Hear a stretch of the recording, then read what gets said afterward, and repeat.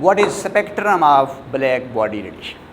इसको intensity, distribution curve या spectral radiancy curve या experimental curve of black body radiation भी बोलते हैं।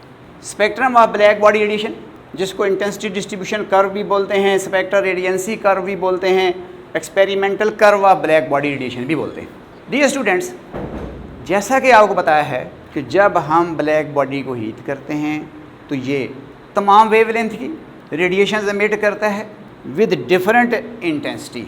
इसका मतलब है हर वेवलेंथ की अपनी इंटेंसिटी है, हर वेवलेंथ की अपनी एनर्जी है, हर वेवलेंथ की अपनी स्पेक्ट्रल रेडियंसी है। No, what is first of all intensity?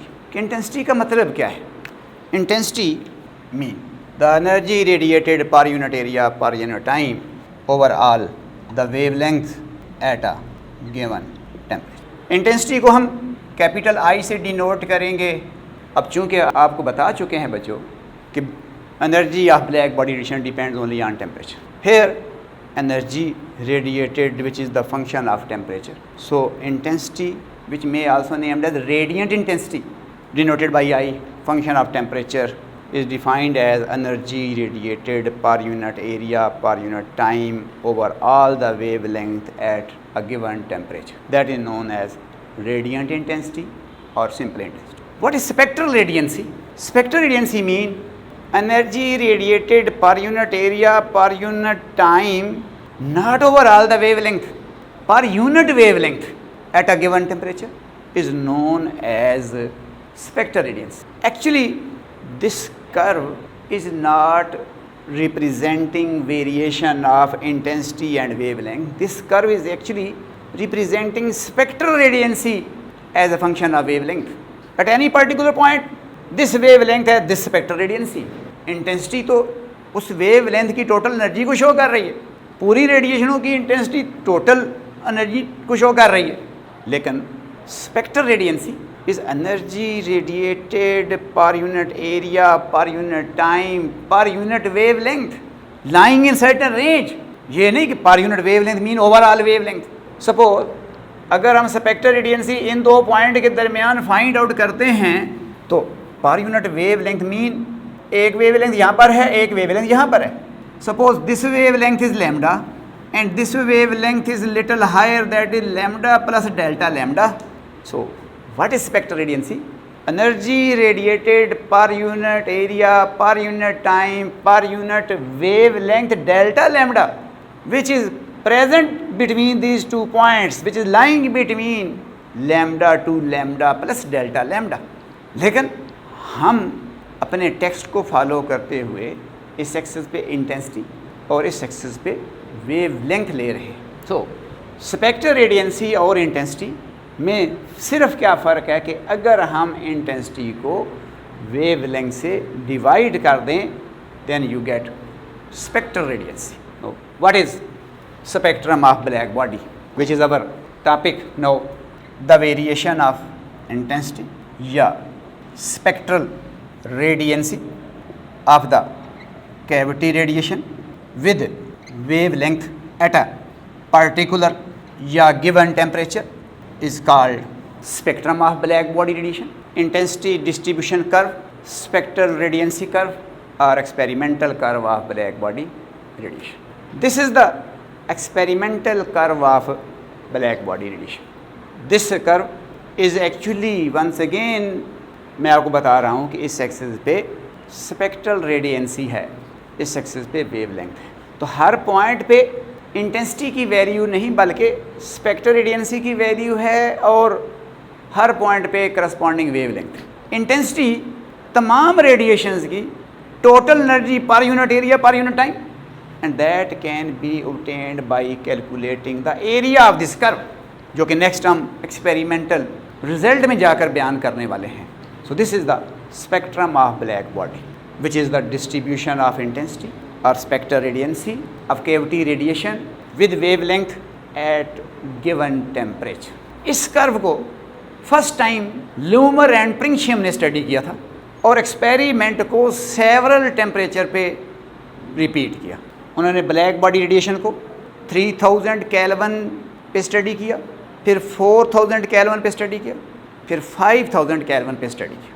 Experimental results को डायग्राम में दिखाने जा रहे हैं कि एक्सपेरिमेंटल रिजल्ट्स क्या थे। Spectrum of black body was first time studied by Lömer and Principium at various temperature.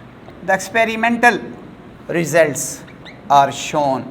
Lömer और Principium ने इंटेंसिटी डिस्ट्रीब्यूशन कर्व को, स्पेक्ट्रल रेडियंसी कर्व को, spectrum of black body radiation को एक्सपेरिमेंटली स्टडी किया और उनके एक्सपेरिमेंटल रिजल्ट्स को diagram में दिखाने वाले। अब वंस अगेन बता रहा हूँ, what is meant by spectrum?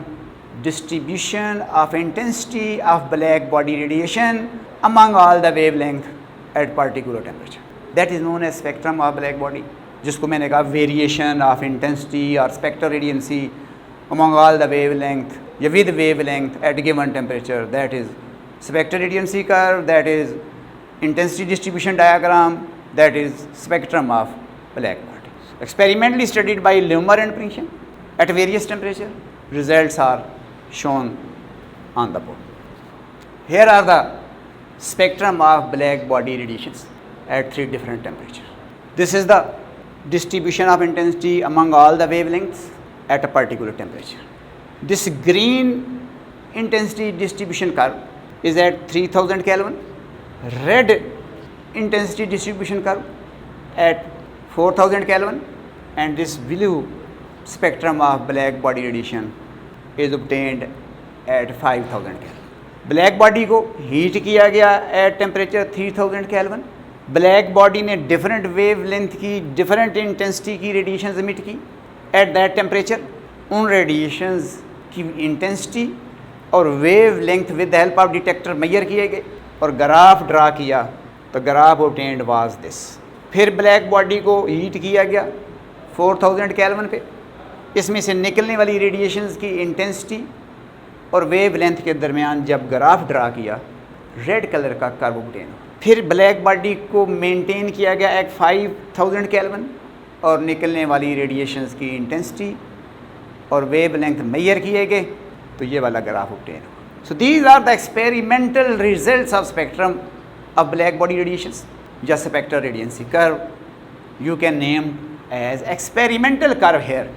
Now, what are the results which we can derive from these curves?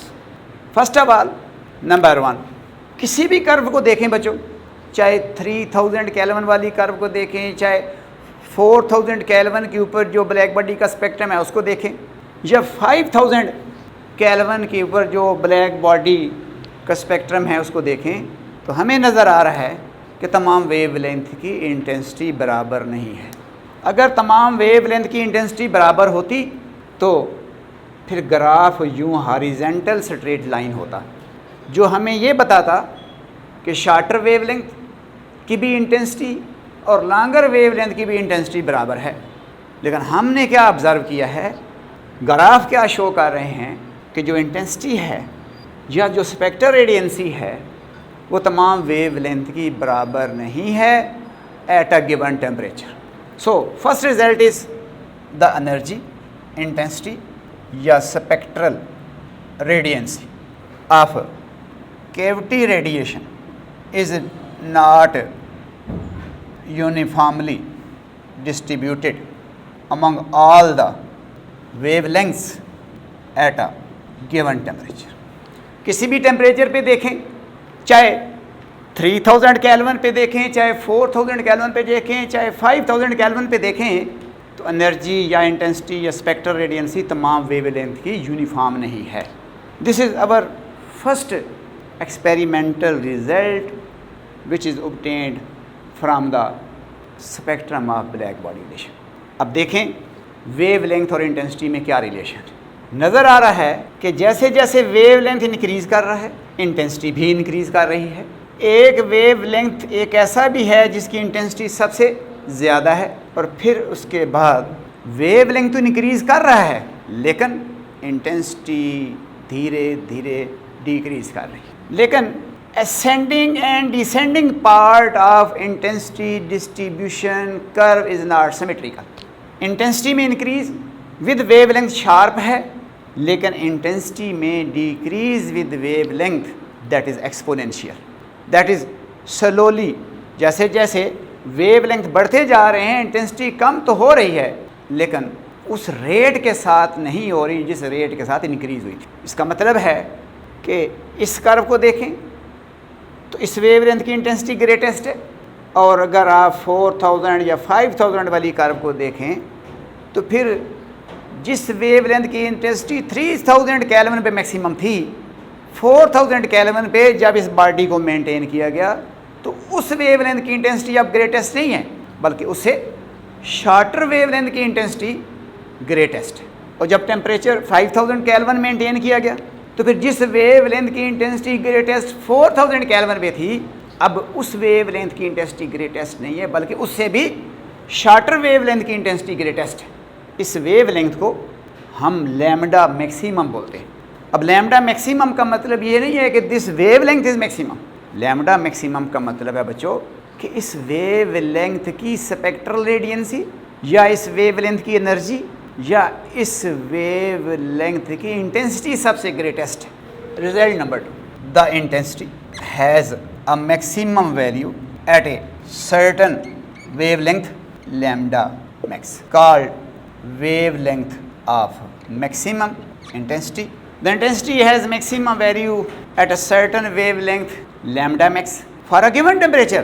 यानी किसी भी एक्सपेरिमेंटल रिजल्ट को देखें, चाहे आप 3000 केल्विन वाला एक्सपेरिमेंटल रिजल्ट देखें, 4000 केल्विन या 5000 वाला एक्सपेरिमेंटल रिजल्ट देखें, intensity has maximum value at a certain wavelength lambda max called wavelength of maximum intensity. And now what is happening with lambda maximum with the rise of temperature? Thermal radiation में बच्चों आपको बताया था कि low temperature पे body longer wavelength की radiation emit करती है, और जब टेम्परेचर हाई करते हैं तो शॉर्टर वेवलेंथ का प्रोपोर्शन बढ़ता जाता है। शॉर्टर वेवलेंथ की रेडिएशनें इंक्रीज होती जाती हैं।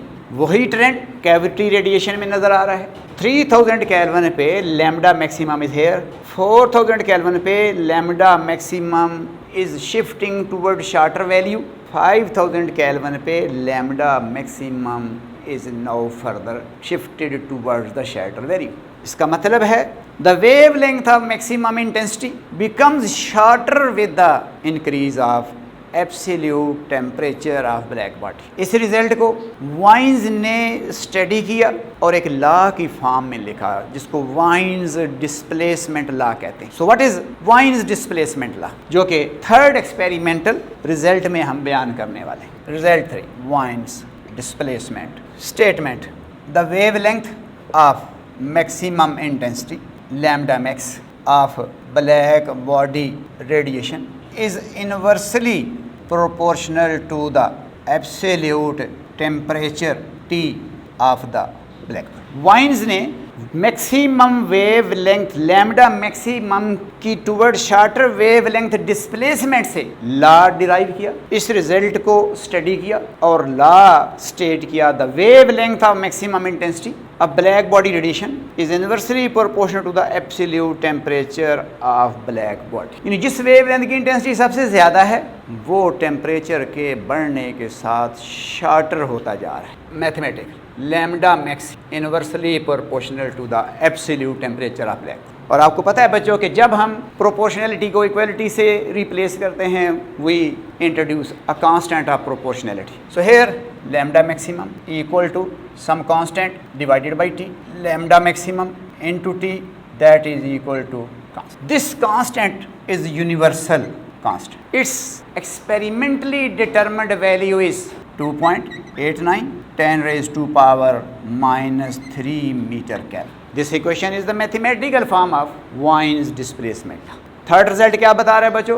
The wavelength correspond to maximum intensity becomes shorter with the rise of temperature of black body. Wien's relation को बिल्ड किया wavelength of maximum intensity of black body radiation is inversely proportional to the absolute temperature of black body. Mathematically, you can write lambda max into T equal to constant. This is the mathematical form of ion displacement law. This constant is universal constant. Its determined value is 2.89 10 raised to power minus 3 meter Kelvin. इस law की मदद से हम किसी भी hot object जो उस universe में बहुत दूर है उससे आने वाली रेडिएशंस के अंदर जो मैक्सिमम इंटेंसिटी वाला वेवलेंथ है, अगर उसको हम यहाँ पे बैठ के मेजर कर लें तो हम उस हॉट ऑब्जेक्ट का टेम्परेचर यहाँ पर अर्थ के ऊपर बैठकर मेजर कर सकते। सपोज सन से लाइट आ रही है, सन से रेडिएशंस आ रही हैं, डिफरेंट वेवलेंथ की हैं, डिफरेंट इंटेंसिटी, और अगर हम इन रेडिएशनों में वो वेवलेंथ डिटरमिन कर लें जिसकी इंटेंसिटी, जिसकी स्पेक्ट्रल रेडियंसी सबसे ज़्यादा है, और वो वैल्यू यहाँ पे पुट करें, you can get the surface temperature of that hot body. Sun की सरफेस का टेम्परेचर 5800 केल्विन। That temperature is determined by Wien's displacement law. Now, the last result which was obtained from the spectrum of black body radiation, that is result number 4. This is the spectral radiancy curve of black body radiation at a particular temperature. What is the area under the curve? Area under the spectral radiancy curve of black body radiation is the total energy radiated per unit time per unit area over all the wavelengths at particular temperature. इस curve के अंदर जो area है, spectral radiancy curve के नीचे जो area है, वो टोटल एनर्जी जो इस ब्लैक बॉडी से निकल रही है पर unit area per unit time तमाम वेवलेंथ की मिला दें तो ये एरिया अंडर द कर्व इस टोटल एनर्जी पर unit time per unit area overall the wavelength at particular temperature को रिप्रेजेंट कर। इस रिजल्ट को स्टीफन बोल्ट्जमैन ने एनालिटिकली स्टडी किया और एक मैथमेटिकल फॉर्म में लॉ को लिखा। That law is named as Stefan Boltzmann law. So what is Stefan Boltzmann law? Statement. जैसा कि already I have told you, total energy radiated per unit area per unit time over all the wavelength, that is the intensity. That is the radiant intensity. जितनी intensity निकल रही है तमाम wavelength की मिला के इस ब्लैक बॉडी से, इस अपर्चर से, और यहाँ पर अंडरस्टैंड करें per unit time per unit area. Area mean area of the aperture of cavity, not the area of the this block. It is the area of the aperture of cavity. जहाँ से energy emit हो रही है, यहाँ पर इस cavity का area भी नहीं ले रहे, इधर से जो रेडिएशन निकलेंगे मे भी पॉसिबल हो अंदर ही इधर अब्जॉर्ब हो रही हैं। हम कह रहे हैं स्पेक्ट्रम बना हुआ है, जो रेडिएशन बाहर आ रही हैं वो इस एरिया में से आ रही हैं, तो ये जो एरिया है इसको हम बोल रहे हैं area of aperture. So total energy radiated per unit area per unit time overall the wavelength at particular temperature, that is represented by area under the spectral radiancy curve. अब स्टीफन बोल्ट्जमैन क्या कह रहा है? The total energy radiated per unit time per unit area over all the wavelength of black body radiation is directly proportional to the fourth power of absolute temperature. Mathematically, this law is written as E of T. This is total energy radiated per unit area per unit time over all the wavelength of black body radiation. अब बच्चों already बता चुके हैं कि black body radiations की जो energy है वो सिर्फ टेम्परेचर पे डिपेंड, और इस चीज़ को स्टीफन बोल्ट्जमैन ने लॉ में बयान किया कि this is directly proportional to fourth power of absolute temperature. Once again, proportionality is converted into the equality and we put a constant here, E of t sigma t raised to power 4. This is suppose equation 2. Now this is the mathematical form of Stefan Boltzmann law. अब ये question क्या show कर रही है कि अगर हम black body radiations का टेम्परेचर डबल करते हैं तो उससे निकलने वाली रेडिएशंस की एनर्जी 16 टाइम इंक्रीज कर जाए। It means energy radiated per unit area per unit time is directly proportional to fourth power of absolute temperature. Here sigma is again universal constant. Its experimental value is 5.67 10 raised to power minus 8 with proper units named as Stefan Boltzmann constant. So what is the value of this constant? Here sigma 5.67 10 raised to power minus. अब इसके units, this is energy per unit time mean watt, per unit area mean per meter square. तो इसकी unit है watt per meter square, इसका unit है Kelvin और power 4. इसको दूसरी साइड पे ले जाएं तो Kelvin inverse power. So the unit of this constant is watt per meter square per Kelvin power. So this is universal constant, experimental determined constant. This is known as Stephen Boltzmann constant. So these are the 4 experimental results which we can see from the spectrum of black body radiation. I want to go through once again. First of all, the energy of black body radiation is not uniformly distributed over all the wavelength at a given temperature. Number 2 result, the intensity of black body radiation has maximum value for certain value of wavelength, which is lambda max. The value of wavelength whose intensity is maximum becomes shorter with the rise of temperature. Or total energy radiated per unit area per unit time over all the wavelength of black body radiation is directly proportional to the 4th power of absolute temperature.